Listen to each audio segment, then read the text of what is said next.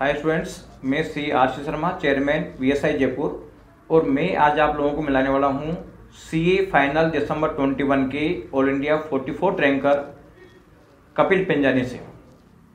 कपिल, कैसे चला आपको रिजल्ट का पता?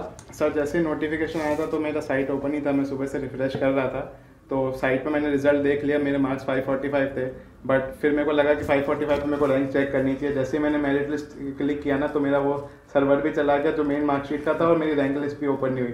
तो जो एक्साइटमेंट रिजल्ट के पहले था वो डबल हो गया जैसे ही मेरे मार्क्स मेरे को मालूम पड़ गए। तो मेरे को ये लग रहा था कि रैंक आनी चाहिए, क्योंकि 545 मार्क्स पे पहले रैंक थी। तो फिर आधे घंटे बाद जाके जैसे ही मेरे को मालूम पड़ा कि मेरी रैंक है तो फिर एक्साइटमेंट स्काई लेवल पे थी, फिर नेक्स्ट लेवल पे थी सर। वो आपने किसको बताया फिर बाद में? पहले तो सर मैं बैठा था, मेरे को मार्क्स मालूम पड़ गए थे, बट मैंने किसी को नहीं बताया घर पे, बिकॉज मेरे को डबल सरप्राइज देना था घर पे कि मेरे रैंक भी आई है। तो फिर मैं बाद में जैसे मेरे को रैंक मालूम पड़ा फिर मैंने मम्मी पापा सबको डिक्लेयर किया। कैसा उसके लगा बाद उनको? सबका एक्साइटमेंट स्काई लेवल पे था, नेक्स्ट लेवल पे सर। बहुत अच्छा लगा उनको, बहुत क्योंकि अच्छा लगा। वास्तव में रैंक बहुत इंपॉर्टेंट होता जितनी है। सर मैंने हार्ड वर्किंग करी थी, मेरे से डबल मेरे पेरेंट्स ने करी थी, तो उनका भी एक तरीके से उस दिन रिजल्ट था, वो भी सुबह से वेट कर रहे थे, तो उनकी एक्साइटमेंट मेरे से ज़्यादा थी। बिल्कुल बिल्कुल, पेरेंट्स को ज़्यादा खुशी होती है उल्टा खुद से, यस सर। क्योंकि उनका बच्चा अगर सक्सेस होता है तो बहुत खुशी की बात होती है, उनके लिए बहुत गर्व की बात होती है। तो कपिल, आपने किस तरीके से प्रिपरेशन किया है? एक तो देखो, जब आपकी सी इंटर का रिजल्ट आता है उसके बाद में आप ट्रेनिंग स्टार्ट करते हो। ट्रेनिंग कहाँ से की थी आपने? सर, ट्रेनिंग मेरी डिलॉयट मुंबई से थी। डिलॉयट मुंबई से ट्रेनिंग हुई थी। तो एक तो जो ट्रेनिंग ड्यूरेशन होता है उसमें स्टडी को मैनेज करना होता है, क्योंकि ट्रेनिंग में जाना होता है, स्टडी मैनेज करनी होती है। तो वो कैसे किया आपने मैनेज? सर, पहली चीज़ तो planning is the key to success. तो पहले तो पूरा प्लान रेडी था नहीं था, तो जैसे इंटर क्लियर करी थी तो फिर आपसे गाइडेंस ली थी सर। तो आपने बताया था कि इनिशियली तो मतलब 1-2 मंथ्स रुक के फिर आप फाइनल के लिए स्टार्ट कर सकते हो। तो मैंने अराउंड 4-5 मंथ्स में फाइनल का स्टार्ट कर दिया था। बट मेरा प्लानिंग था कि मैं जैसे ही आर्टिकलशिप में मेरे को लीव मिलेगा सीए फाइनल के लिए, तब तक मेरी क्लास सारी ओवर हो जानी चाहिए। तो लकीली वो क्लास मेरी 1 महीने पहले हो गई थी, तो I started the revision for finals.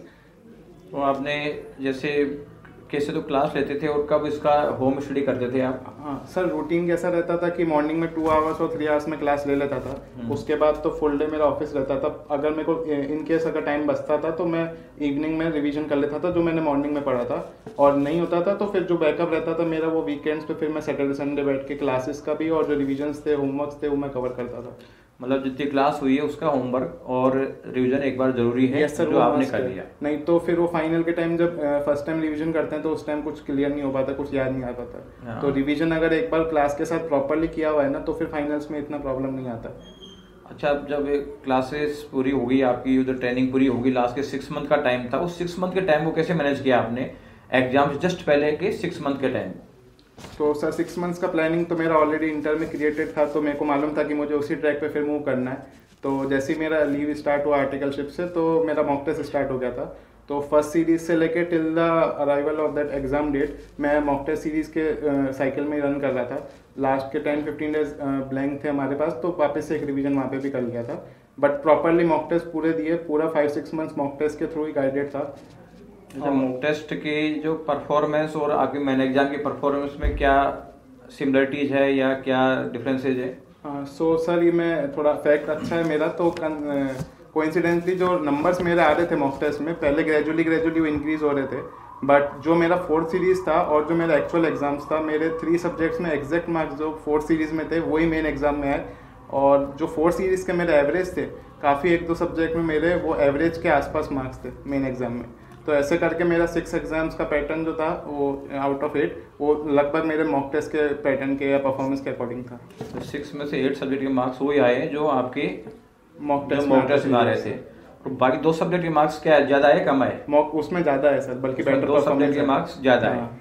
वो बेसिकली इसलिए है कि मॉक टेस्ट एग्जाम के लगभग 18 डेज पहले खत्म हो गई थी, और 18 डेज में भी आपका जो रिवीजन हुआ उसका बेनिफिट उसमें मिला है। Yes sir, definitely. जो कुछ मेरे पेंडिंग्स रहे हुए थे वो मैंने थोड़ा बहुत कवर किया, और लास्ट में मेरा ये स्ट्रेटेजी था कि जो मैं एक बार पढ़ चुका हूँ 5-6 मंथ्स में वो एटलीस्ट कवर होना चाहिए। बिल्कुल, इसीलिए मैं कहता हूँ कि जितनी लास्ट सीरीज में जो मार्क्स आए हैं उससे ज़्यादा मार्क्स आएंगे, एग्जाम में कम नहीं आएंगे। डेफिनेटली सर, क्योंकि बाद में भी आपकी स्टडी होती है, उस टाइम के बाद में भी स्टडी होती है। अच्छा, लास्ट में जब एग्जाम का टाइम होता है तो उसमें 1.5 डे का टाइम मिलता है, तो वो 1.5 डे का टाइम आपके लिए कम था या ज़्यादा पड़ रहा था, या फिर आप किससे मैनेज करते थे उसको? तो सर मेरा स्ट्रेटेजी यही था कि 6 मंथ्स में मेरे को जो भी करना है वो मुझे उस लास्ट एंड डेट के लिए करना है। जो मैं लास्ट में 1.5 डेज करना है उसका मैंने इन्वेस्टमेंट पहले से 6 मंथ से स्टार्ट कर दिया था। तो जैसे मॉक टेस्ट चलते थे तो हम कैसे पैटर्न फॉलो करते थे, जो पूरा दिन पढ़ते थे उसको नाइट में रिवाइज करते थे, फिर नेक्स्ट डे मॉर्निंग में एक बार फिर उसका रिवीजन करते थे, और फिर जिस दिन मॉक टेस्ट होता था उसके एक दिन पहले वो पूरा कोर्स वापस से रिवाइज करते थे। तो कहीं ना कहीं सर वो पैटर्न जो था वो फॉलो होता आ रहा था 6 मंथ से। तो इतना फिर वो हैंड ऑन ग्रिप बैठ चुका था कि फाइनल एग्जाम में इतना प्रेशर नहीं आया जितना मॉक टेस्ट में हम ऑलरेडी सफ़र कर चुके थे। तो आपको बिल्कुल 1.5 डे में रिवीजन हो जाता था? यस सर, तो प्लानिंग वही थी कि जो 1.5 डेज में मेरा कवर होना है वही मुझे स्टार्टिंग से लेके चलना है। तो मैंने क्वालिटी पे ज़्यादा फोकस किया रादर देन क्वांटिटी, और एंड तक फिर वही जो मैंने फर्स्ट टाइम किया था वही मैं पूरा लास्ट टाइम कवर करके गया था। अच्छा, यानी बुक्स कौन सी पढ़ी आपने? बुक्स सर ICAI का स्टडीमेट रेफर किया, और फिर लास्ट में मतलब ड्यूरिंग द मॉक टेस्ट में जब हमारी खुद की MTPs और RTPs रिलीज नहीं होती तब तक नेक्स्ट लास्ट अटेम्प्ट का हमने MTPs और RTPs रेफर किया, एंड देन जब खुद की RTPs MTPs आई तो वो सॉल्व की थी। अच्छा, और कोई एडिशनल मटेरियल जैसे बहुत सारे क्वेश्चन बैंक्स है, कंपाइलर्स वगैरह इस टाइप की चीज़ें? नहीं, लास्ट 6 मंथ्स में सर टोटली ICAI का जो मटेरियल था वो प्योरली उसको रख रखा था क्लास के टाइम से, तो वही आगे तक फिर कंटिन्यू करा। केवल ICAI का स्टडी मटेरियल, इसके अलावा कुछ नहीं? यस सर, ICAI का स्टडी मटेरियल। आज आप जो बच्चे कर रहे हैं, जैसे May 22 एग्जाम दे रहे हैं या आगे आने वाले एग्जाम देंगे, उनको आप किस तरीके का गाइडेंस देंगे रिगार्डिंग बुक्स कौन सी पढ़नी चाहिए, स्टडी कैसे प्लान करनी चाहिए, ट्रेनिंग को कैसे मैनेज करना चाहिए, और एग्जाम से पहले क्या क्या प्रिपरेशन कर लेनी चाहिए जिससे कि एग्जाम में दिक्कत नहीं है? सर, तो जो ऑलरेडी ट्रेनिंग में, तो उनके लिए मेरा यही सजेशन रहेगा कि अपनी स्टडीज ऐसी प्लान करके चलें कि आर्टिकल्स की जो CA फाइनल की जो लीव्स है वो उसके पहले क्लासेस कंप्लीट हो जाएं, एंड देन उसके बाद जो लास्ट के 6 मंथ्स बचते हैं उसमें प्योरली रिवीजन होना चाहिए। क्लास का बैकलॉग मतलब बिल्कुल जितना मिनिमल हो उतना अच्छा है, एंड लास्ट के 6 मंथ जितना मल्टीपल रिवीजन होगा उतना बेटर परफॉर्मेंस एग्जाम के रिजल्ट्स में आएगा। एंड रिगार्डिंग मटेरियल तो आई विल प्रेफर कि पहले 1-2 रिविजन्स में स्टडीमेट ले लें, and then moving forward ICAI के जो MTPs हैं RTPs हैं, सो दैट आपको आइडिया लगता रहे कि क्वेश्चंस किस टाइप के एग्जाम में आते हैं। अच्छा, और ये कोई एडिशनल मटेरियल वगैरह पढ़ने की रिक्वायरमेंट नहीं है बच्चों को, केवल और केवल ICAI पे फोकस करें? Yes sir. चलो कपिल, बहुत बहुत धन्यवाद आपको कि बच्चों को आपने गाइड किया। और कोई बच्चों को घबराना तो नहीं चाहिए एग्जाम में? नहीं सर, ये टफ है, इस टाइप का जमेला तो नहीं है?